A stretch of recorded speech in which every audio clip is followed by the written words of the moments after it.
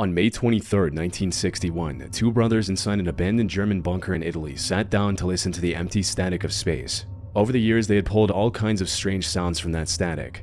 But what came through their headphones on this particular night had the potential to change the entire history of space exploration.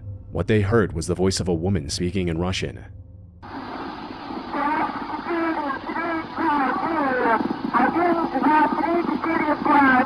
The full transmission lasted a little over 2 minutes. Throughout it, the woman repeatedly called for the person on the other end to answer her.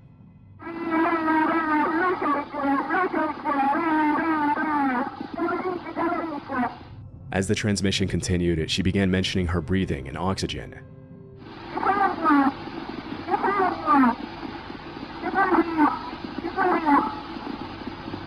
But soon after this, her words became far more alarming. She claimed the temperature was rising and repeatedly said that she felt hot, like she was in some sort of immediate danger.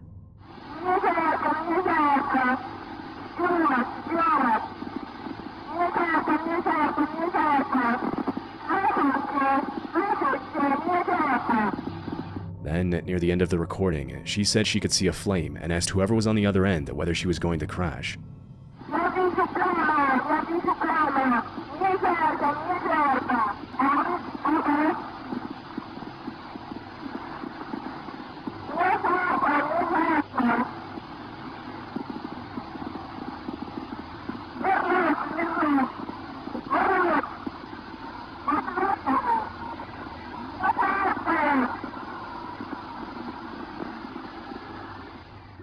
And with that, the transmission abruptly ends. The two men listening were Achille and Gianbattista, amateur radio operators who had built a tracking station using military surplus equipment, chicken wire, old pipes, and dishware. But despite its homemade construction, the brothers were far from inexperienced. Over the years, they had successfully tracked signals from the first artificial satellite, the first US satellite, and even the heartbeat of the first dog sent into orbit.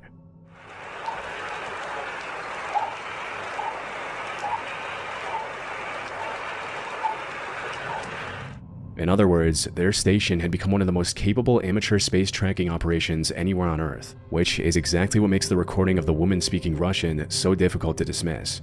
The voice had appeared on a frequency the brothers associated with Soviet spacecraft. However, unlike the beeps and telemetry they normally intercepted, this was unmistakably a human being who appeared to be in serious trouble. From the translated words, the brothers claimed they were hearing a Soviet cosmonaut trying to contact ground control as a fire spread throughout her spacecraft and she began burning during the descent back to Earth. And they believed they had intercepted a transmission the Soviet Union never intended the rest of the world to hear. But as soon as they made the recording public, that explanation ran into several major problems. This transmission was supposedly captured only 6 weeks after Yuri Gagarin became the first officially recognized human being in space. If the brothers were right, the Soviets had launched another crewed mission almost immediately afterward, only this time with a woman aboard. That would mean Valentina Tereshkova, who flew in 1963, wasn't actually the first woman in space. She was simply the first one who came back alive. And for that to be true, the Soviets would have had to launch and lose another female cosmonaut, then erase the entire mission from the public record. So, to many people, this story was simply too unrealistic, and they chose to believe in a much simpler explanation, that the Italian brothers had made up the entire thing. Their earlier recordings had already brought them considerable attention, and critics believed this mysterious woman was merely an attempt to keep that attention alive. And one of the first objections the experts raised was the physical impossibility of the transmission. You see, as the spacecraft tears back into the atmosphere, the air surrounding it becomes intensely heated and ionized, forming a layer of plasma that blocks or severely weakens radio signals. This is exactly why mission control can lose contact with returning spacecraft for several minutes during the most dangerous stage of their descent. So, if the woman in the recording was already burning through the atmosphere, the brothers should never have been able to catch the transmission in the first place. But if we listen closely to the exact words the woman says, it leaves room for another possibility. She mentioned heat and a visible flame while she was still asking clear questions and transmitting continuously. This could mean the capsule had not yet entered the full communications blackout. The rising temperature might have come from an electrical fire or a failing temperature control system inside the spacecraft rather than the atmosphere burning around it. That would also explain why she sounded more confused than terrified. She might still have been trying to understand what was going wrong, and the sudden end of the recording might have been the exact moment the plasma blackout finally cut her off. But the technical problem was not the only reason people doubted the tape. Over the years, many Russian speakers have argued that the woman doesn't sound like a native speaker at all. In fact, many have claimed that her voice carries an Italian cadence, which led many critics to believe that the brothers staged the recording with help from their sister, who was known to be learning Russian at the time. On top of this, a number of experts have also pointed out that the woman in the recording never used the formal call signs or communication language heard in genuine Soviet space transmissions. And digging through the official documents doesn't reveal a single mission record from that period that ever indicated that the Soviets were planning to send a woman into space in 1961. But strangely enough, this absence of documentation is exactly why this transmission may be real. As far-fetched as a secret dead cosmonaut sounds, the Soviet Union had a well-documented history of making inconvenient failures disappear from public history. There are cases going back to Stalin's era where individuals were physically painted out of official photographs as if they never existed at all. Similarly, after the collapse of the USSR, declassified documents revealed multiple deadly accidents connected to the space program that had been kept hidden from the world for decades. These included the Nedelin catastrophe, where a launch pad explosion killed 78 people, and Valentin Bondalienko, a cosmonaut trainee who burned to death inside an oxygen-rich pressure chamber. Both these incidents occurred during the same period when the transmission of the woman was captured, and yet they remained completely hidden from the public until the 1980s. Now, none of this proves that the Soviets actually sent a woman into space who died and covered it up. But what it does tell us is that when something went wrong in their space program, they had both the means and the motive to make sure nobody ever found out. The Soviets were locked in a bitter race against the United States, and every successful mission was treated as proof that their system was superior. Admitting that they sent a woman into space only to burn her alive would have transformed a historical achievement into an international humiliation. With the press under state control, hiding the mission would have been far easier than admitting they'd failed. So, if that is what happened, then this woman was the first female cosmonaut ever launched into space, and nobody was ever told. More than 6 decades later, the world still doesn't know her name. The only record she may have left behind is this 2-minute recording of her calling for someone to answer as the spacecraft around her grew hotter and her voice slowly disappeared into the static. On the evening of June 29, 2017, a woman named Tara Bullis quietly switched on a hidden microphone as she arrived at a benefit walk for a missing student. Before entering the crowd, she whispered the date and time into the recorder, then noted that the man walking beside her had brought alcohol and was clearly drinking. It's 6:46 on Thursday, June 29th. We're at the benefit for the walk, and Brent has a thing of alcohol, and he is drinking while he's here. So I'm thinking I'm just going to turn this on right now so that it's on while we walk. This is kind of ridiculous. What she didn't know yet was that the hidden wire she was wearing would become the key piece of evidence in one of the most disturbing criminal cases Illinois had seen in years. Tara was secretly working with the FBI to find the missing student, and the man beside her was Brent Christensen. He was the prime suspect in the disappearance of the woman whose benefit they had come to attend. Tara had already agreed to record several conversations with him, but so far none had given investigators the evidence they needed. Even as they moved through the crowd that evening, Brent initially said nothing that directly connected him to the case. But as he continued drinking, his attention slowly shifted toward the people gathered around them. So weird. I don't even know how to process it. It's just, all those people there tonight. I want to home safe. It's just. And what he began saying next suggested that investigators might be dealing with something far worse than a single disappearance. It's all you have no idea what happened. Nobody knows what happened. Nobody will know what happened. And nobody will know what happened. No, not even you. Like, I'm the only one who was having. You're the only one. You're the only one that knows where she's at. The woman Brent was talking about was 26-year-old Yingying Zhang, a visiting scholar from China who had arrived at the University of Illinois only 2 months earlier to research crop production. On June 9th, Yingying was traveling to an off-campus apartment complex where she planned to sign a new lease. After missing her connecting bus, surveillance cameras showed her walking several blocks to another stop and waiting for the next one. But shortly after 2 p.m., a black Saturn Astra passed her, circled the block, and returned. The driver stopped beside Yingying and spoke with her through the passenger window for roughly 1 minute. She then entered the car, and that was the last time she was ever seen. When investigators looked through the surveillance footage, they couldn't make out the vehicle's license plate, so they began examining every black Saturn Astra registered in the surrounding area. One of them belonged to 27-year-old Brent Christensen, who had recently completed his master's at the University of Illinois and had worked as a teaching assistant. At first, nothing clearly separated his car from the others. But when agents reviewed the footage more closely, they noticed that the vehicle in surveillance footage had a similar sunroof and damaged hubcap as Brent's car. When agents first questioned him, Brent claimed he had spent the afternoon at home, either sleeping or playing video games. Okay. Well, you originally told the agents that came to your apartment that you just played video games all day long. You didn't leave the apartment. Yeah. But it's fair to say that we know that that's not true, correct? Why would I lie? However, once investigators confronted him with footage of his vehicle moving around the university, his story began to fall apart. Brent eventually admitted that he had picked up an Asian woman near the campus, But according to him, he only drove her a few blocks before making a wrong turn, causing her to panic and demand to be released. Okay. I was just driving around. I saw a girl, and she was very distressed. Okay. So I stopped my car and looked at her. I asked her if she needed help and talked to her for a little bit. How much? I gave her a short ride, a couple blocks. She freaked out and got out.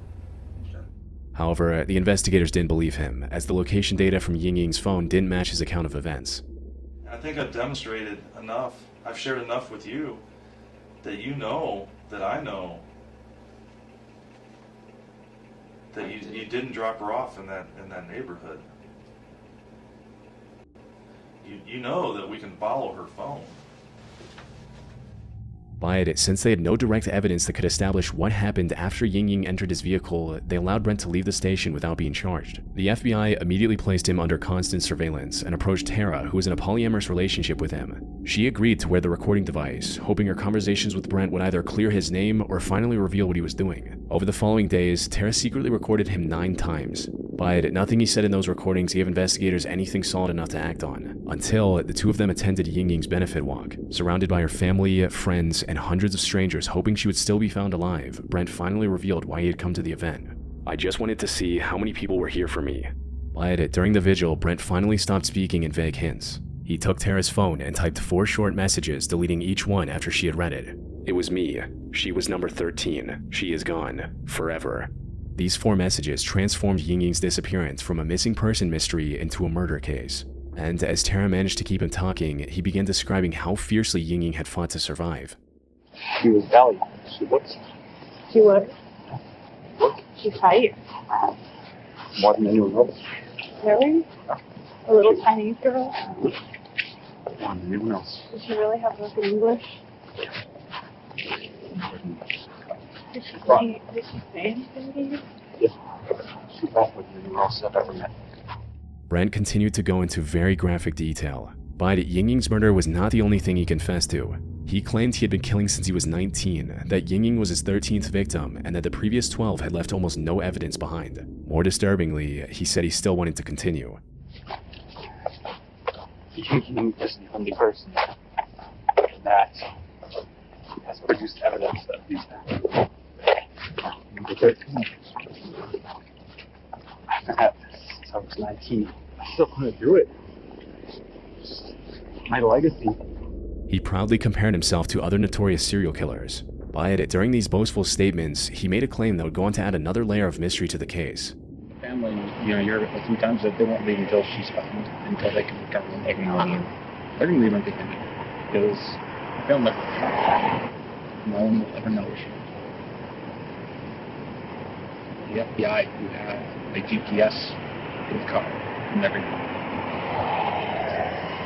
I was able to do this within hours. She's gone forever.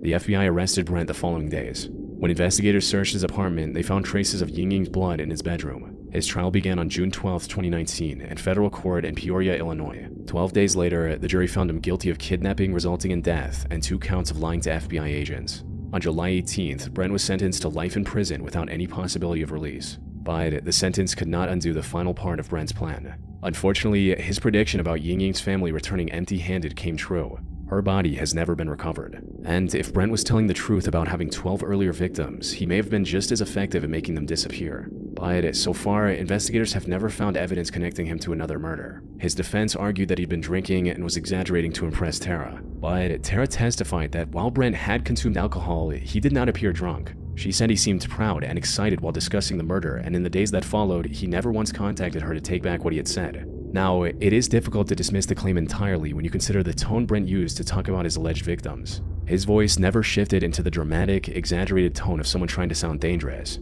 He stayed calm, as though he was discussing something he had done several times before. If anything, Ying Ying's case is proof that he was capable of doing exactly that. Without a damaged hubcap and a girlfriend willing to wear a wire and capture key, disturbing audio, investigators would have nothing more than footage of a woman getting into a car. Whether or not there were really 12 others will likely never be known. Every time I sit down to record, this happens. I wish I was exaggerating, but I probably get 6 to 8 spam calls every day. Lately, it's been the same debt consolidation robocall over and over and over again. Recently, I made the mistake of answering one of these calls and clicking 9 to be put on their do not call list, only for them to see that my phone line is active and now call me even more than they already did. I finally got tired of dealing with it, so I started looking into why I was getting so many spam calls in the first place. That is what actually led me to Aura, the sponsor of this video. To me, the most valuable feature Aura offers is automatically opting me out of data broker sites, which is what was causing me to get so many spam calls in the first place.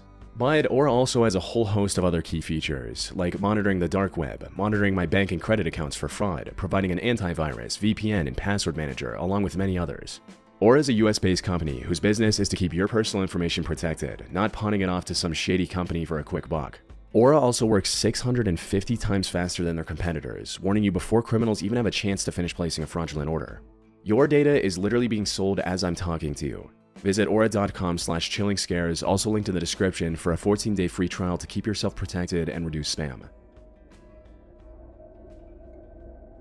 On the morning of August 13th, 1997, the crew of The Howard Stern Show was taking calls from listeners as it usually did. Many of the people who made it onto the air were harmless pranksters or attention seekers willing to say almost anything just to hear their own voice on the radio. So, when a producer passed along a caller claiming to have killed several people, no one in the studio appeared to take him seriously. In hindsight, there were reasons to take him more seriously than they did. I got a guy on the phone who claims he's been killing prostitutes and he's wondering why he's doing it. Oh, God. So maybe he thinks I have an answer. Is this Ed? Ed? No, this isn't Ed. Oh. You haven't killed any prostitutes? No, I never said my name was Ed. Oh. Sorry. That's okay. What name do you use? You can call me Clay. Clay? Clay? Yes, Clay. When Howard asked him about his supposed victims, Clay's answer immediately caught everyone off guard. Okay, Clay, so what happened? How many prostitutes have you killed? 12. According to him, these victims were often women who worked the streets around New Orleans. And when the crew asked him about his pattern of murder, he described horrific methods. How else did you kill them? Well, a few times, actually most times with a hammer. And where do you do this primarily? I've done it twice in a parking garage, and then the rest of the times on the side of the road. Dude, you gotta have a lot of anger in you.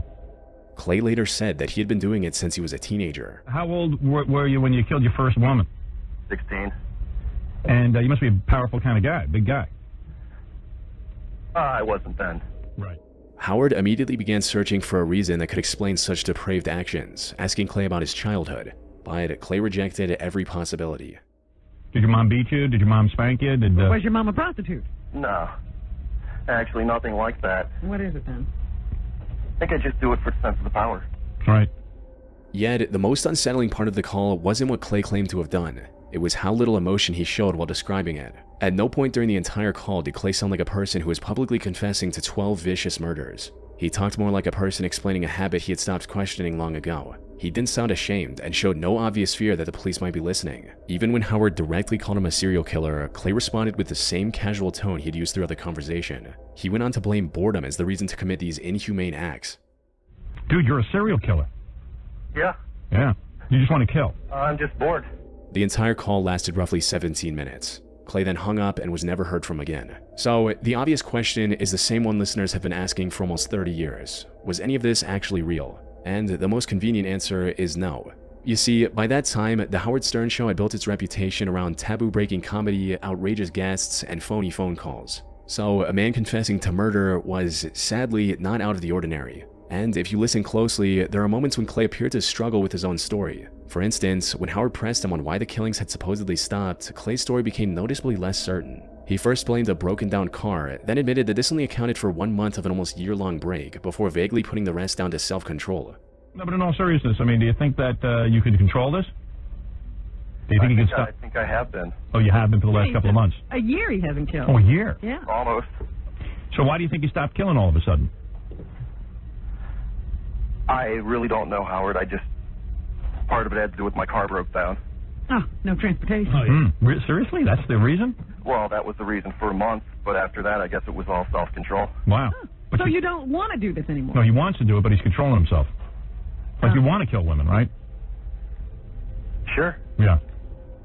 Moments of hesitation like this made parts of the call sound like he was making up details as he went along. But on the other hand, maybe it was simply Clay carefully deciding how much he could reveal without exposing his identity. Nonetheless, after the call was aired, federal agents turned up at the studio to collect copies of the audio recording, and immediately started looking into the possibility of a potential serial killer on the loose. However, I couldn't find a single reliable report or official statement revealing anything about the investigation, and to this date, there's been no public record that identified the real person who called the show. So, the only real way to judge his story is to compare it with the crimes he claimed to be describing. And when his confession is placed beside what was happening in New Orleans at the time, some of the details line up uncomfortably well. By August 1995, authorities were investigating 24 killings committed around the city over the previous 4 years. Most of the victims were vulnerable women who worked the streets, and many had been killed before their bodies were abandoned in isolated areas. Which means Clay wasn't describing some imaginary pattern of violence. Both the victims and the scale of the killings all lined up with a real investigation that was still unresolved when he called the show. But these killings had also been reported in the news before Clay called the show. So a prankster following the case could have taken the publicly known details and built a convincing story around them.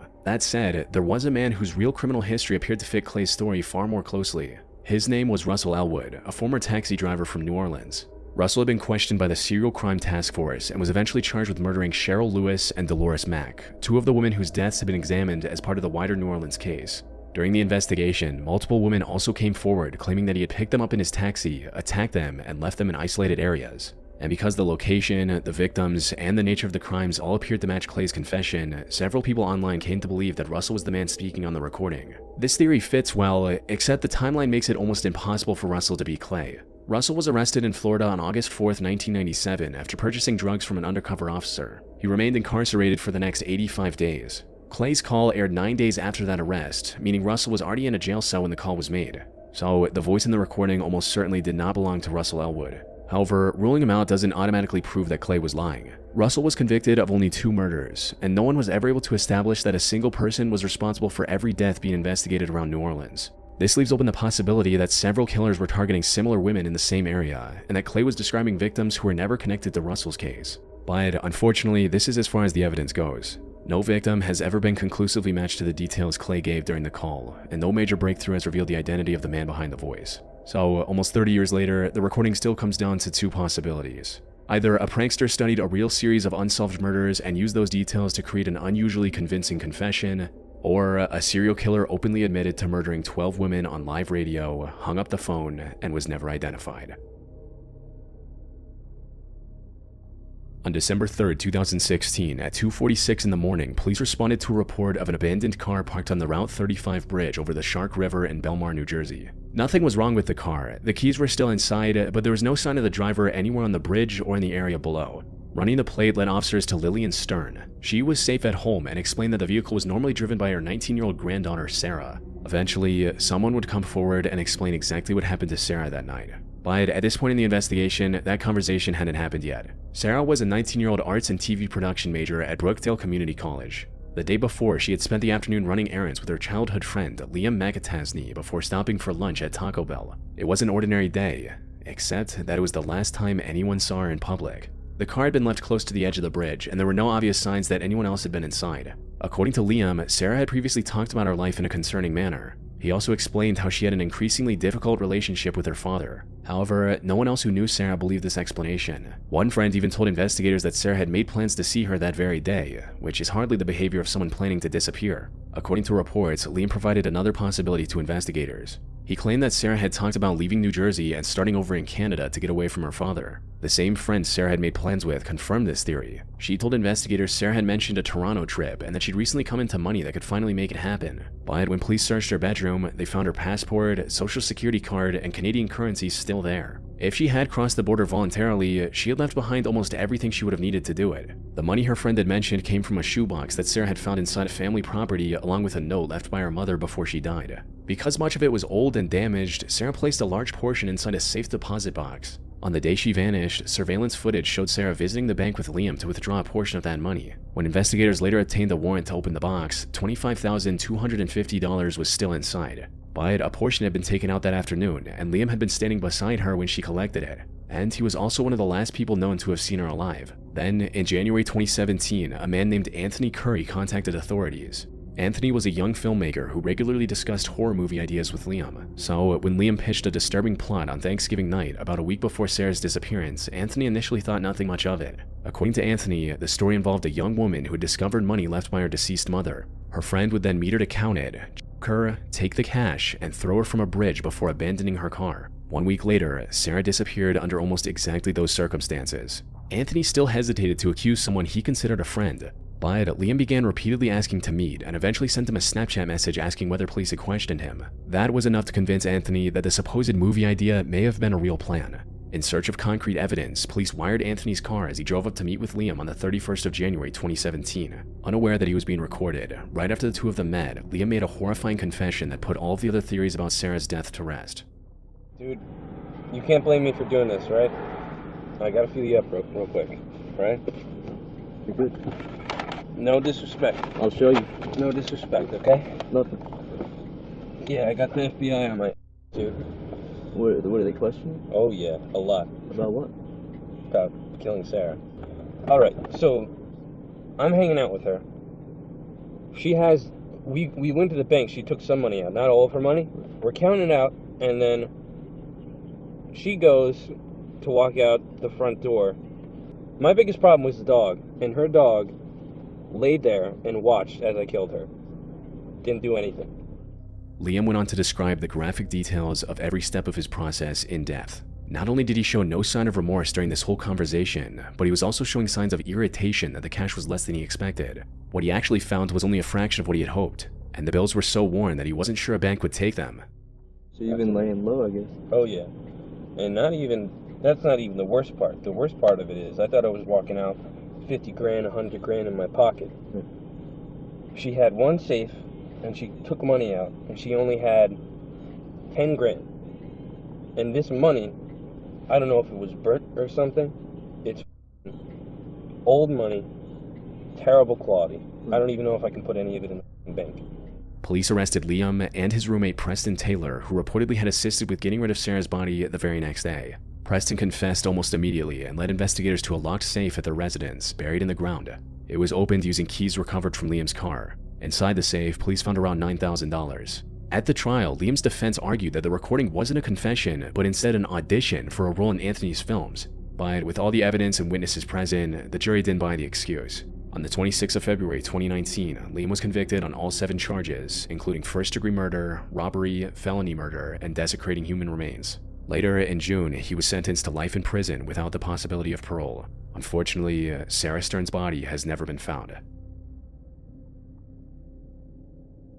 On April 10, 2018, a 16-year-old boy made 2 911 calls that were supposed to save his life. Instead, they became the recorded evidence of one of the most inexcusable failures a police department has ever been forced to answer for. The calls were made by Kyle Plush, who drove to Seven Hills High School in Cincinnati, Ohio to pick up some tennis equipment from the back of his family's minivan. The tennis gear was in the rear cargo, so Kyle had to put a knee on the third-row bench seat and lean over to reach it. Unfortunately, the seat flipped backward under his weight, trapping him instantly. His head was pinned to the rear wall while his legs were forced up against the van's back door. His arms were pinned down as well, which meant he couldn't reach his phone to call for help. So Kyle resorted to the only option left. He called out to Siri and asked to dial 911, and the call actually connected at 3:14 p.m. Hello, Cincinnati 911. That is the address of your emergency. Cincinnati 911. I'm stopped in my van outside the 7 Hills parking lot. The 7 Hills what parking lot? I need help. Where are you? He told the dispatcher he was trapped inside his van and gave them the name of the school he was parked at. Can you hear me? Yes. I'm outside the 7 Hills parking lot. I am trapped in my van with the parking lot. Hello. Where are you? I can't hear you. The problem was, Kyle couldn't hear the dispatcher speaking to him, so he couldn't answer her follow-up questions. And although he repeatedly mentioned 7 Hills, the call was entered into the dispatch system several minutes later as an unidentified female trapped in a van in unknown trouble. The entry did not include Kyle's name, the type of vehicle, or the fact that he was in a potentially fatal emergency situation. At 3:26 p.m., 2 officers arrived near the school. Based on the information they'd received, they were searching for an unidentified woman in an unknown van somewhere around several adjoining parking lots. They drove through the area for roughly 11 minutes and attempted to call Kyle's phone, but they never stepped out of their patrol car, and they did not check the northern lot where Kyle's gold Honda Odyssey was parked. While those officers were still nearby, Kyle managed to place a second call. This time he gave the dispatcher almost everything needed to find him. He identified the vehicle he was trapped in as a gold 2004 Honda Odyssey, said it was in the Seven Hills parking lot, and made the seriousness of his situation very clear. This is not a joke. I'm trapped inside my gold Honda Odyssey van in the Southwood parking lot of Seven Hills Theft. Send officers immediately. I'm almost dead. Kyle's breathing was becoming weaker, and knowing that he might not survive, he asked the dispatcher to deliver one final message. I probably don't have much time left to tell my mom that I love her if I die. But none of those details ever reached the officers. When the dispatcher initially heard silence, she activated a teletypewriter connection intended for callers who were deaf or hard of hearing. Anyone there?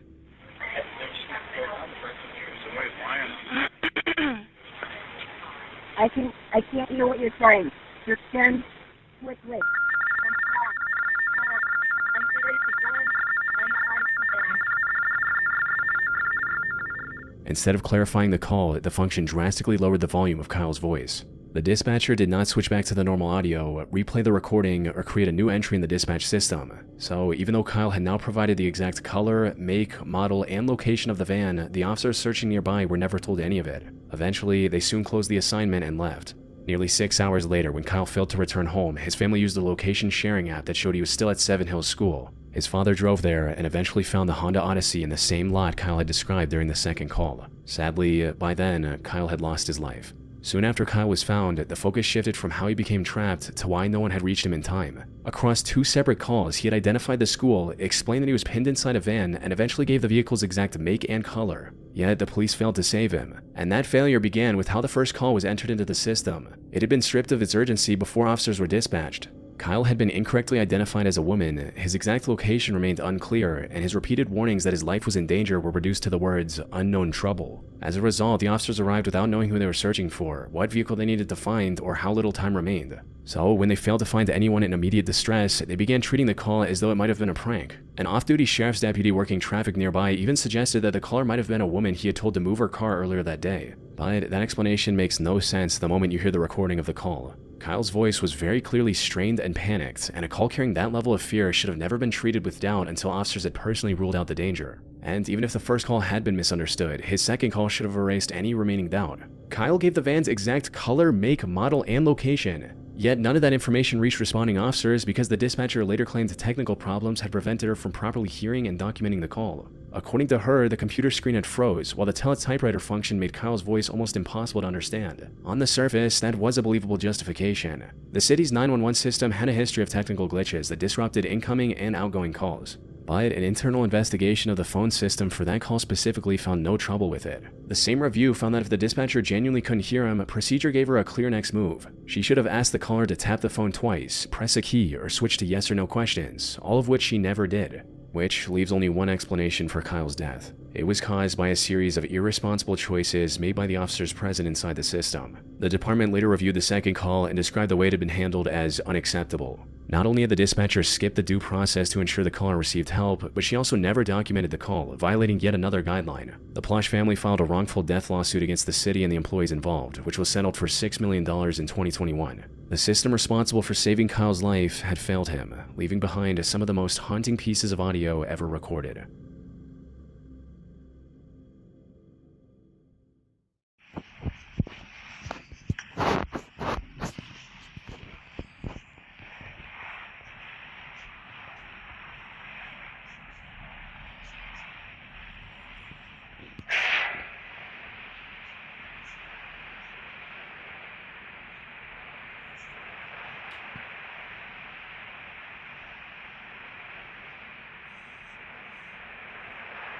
Defends the mark.